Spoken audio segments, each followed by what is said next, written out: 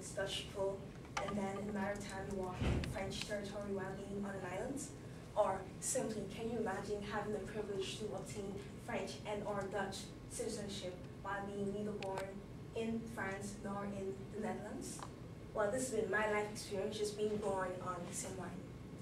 My aim is to inform you, the audience, with specific facts that make St. Martin so unique.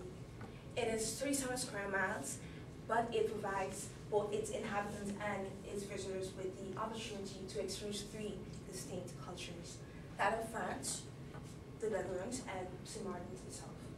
Today, I would like to enlighten you with the island's colonial history and some of its display of diverse facets of living. Its colonial history serves as the main reason as to why the island is so unique in its making up. It was initially claimed for Spain by Christopher Columbus, but they never saw interest in it. The Dutch, however, did, which led to their discovering of the island's natural abundant resourcing of salt. They then used the salt for its preservative purposes.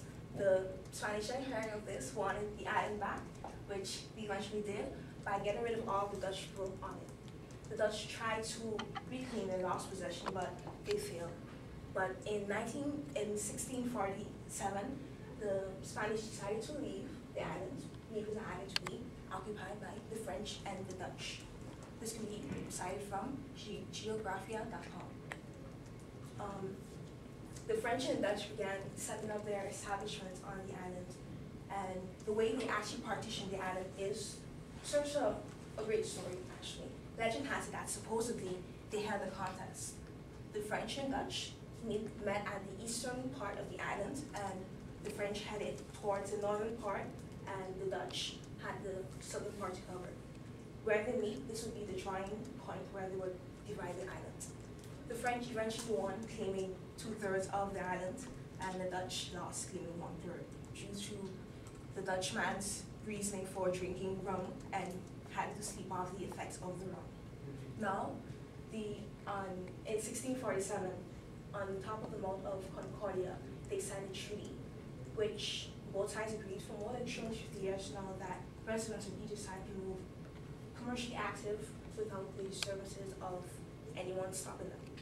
This peaceful coexistence appears to be the most active and old peace treaty on earth.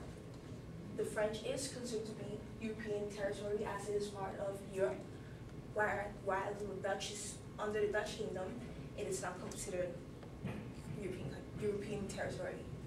Now we'll be looking at some of the diverse facets of living on both sides. First, we're dealing with the French side. The French side provides one with the privilege and the opportunity to experience true French culture. When being born on the French side, one is considered French. There is no such thing as a St. Martin. French is to be heard being spoken throughout that side of the island. The literature, the music, the food, the colonial style is sure to reflect its French heritage. The French side is one can say that it tends to emphasize comfort and elegance. Now we're looking at the Dutch side. The Dutch side is, as I mentioned before, it's just part of the Dutch kingdom. Therefore, it created its own culture, not forgetting Dutch, but it's more leaning toward more island culture. The being born Dutch side gives one Dutch citizenship. With regards to citizenship, no one is considered a St. Martiner. Although many carry this citizenship, only 4.1 of the country, only 4.1 of the citizens speak Dutch, according to CIA.gov. Yeah, we see now that the island, it's not one that is linked with its Dutch heritage, but it's more distinct in its culture. The island, this island is the smallest, but it attracts the most attraction, most would say. For one would be the International Princess Juliana International Airport, where most tourists go and stand on the beach and watch planes flying. It is considered to be the only where on earth where you will see a 747 Boeing coming in, and you're just in 50 feet range of it. Also, lastly, we have the cruise port, which is found in the capital, Phillipsburg. The island is visited by annually 1 million visitors.